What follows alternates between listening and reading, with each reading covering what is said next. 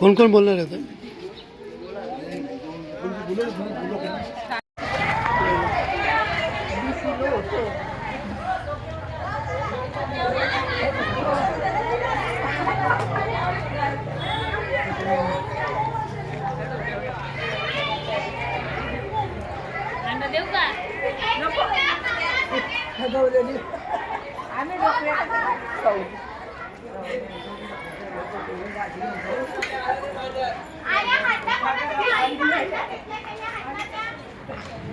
काय नाव तुमचं?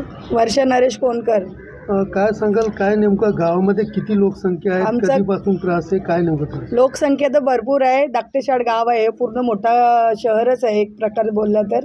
आणि पाण्याची समस्या भरपूर चालली आहे. 8-9 महिने झाले जास्तीत जास्त.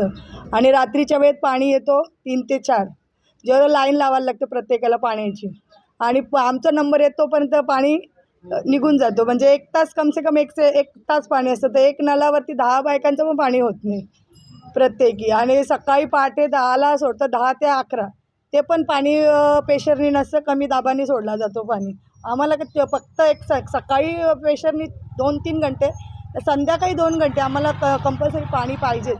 अजिबात पाण्याचे भरपूर त्रास आहे, प्रत्येकाला त्रास आहे.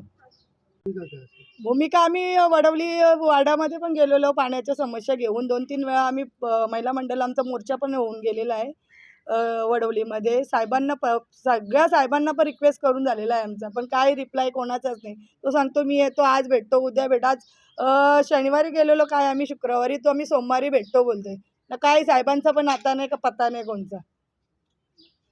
सुना मोहनकर. काय नेमकं तुमच्या गावामध्ये किती लोक असतील आणि काय नेमकं त्रास आहे? आमच्या गावामध्ये पाण्याची खूप मोठी समस्या आहे. पहाटे 3 वाजता पाणी येतो, 4 वाजता जातो. प्रेशरही कमी असतं. सकाळी तेवढ्या पहाटे उठायला लागतं. सर्व्हिसवाले लोक आहेत, महिला आहेत, खूप त्रास होतो त्यांना. ही समस्या आमची पाण्याची लवकरात लवकर सोडवण्यात यावी, नाहीतर आम्ही पुढचं पाऊल उचलू. वडवलीला भदाणे साहेब आहेत, त्यांनाही आम्ही निवेदन दिलं आहे. 8 दिवस झाले, त्यांनी काही ॲक्शन घेतली नाही अजूनपर्यंत. याचा काहीतरी मार्ग निघावा पाण्यासाठी. आम्ही शोधायला लागतं, काय नेमकं तुमचं? सकाळी 3 वाजता पाणी आलं की 4 वाजता जातं. परत सकाळी 9 वाजता येतो, 10 वाजता जातो. मग अख्खा दिवस आम्ही पाण्याचेच मागे रागायचं का? पाणी मिळत नाही, पुढची कामंही होत नाही. सर्व्हिसला महिला आहेत, झोप होत नाही, मुलांची शाळा असते, मिस्टर आहेत काही सर्व्हिसवाले, त्यांना जायला लागतं सर्व्हिसला. पाण्याच्यामुळे खूप वणवण होते, चिडचिड होते घरामध्ये, पण महिलांची झोप होत पुरी नाही.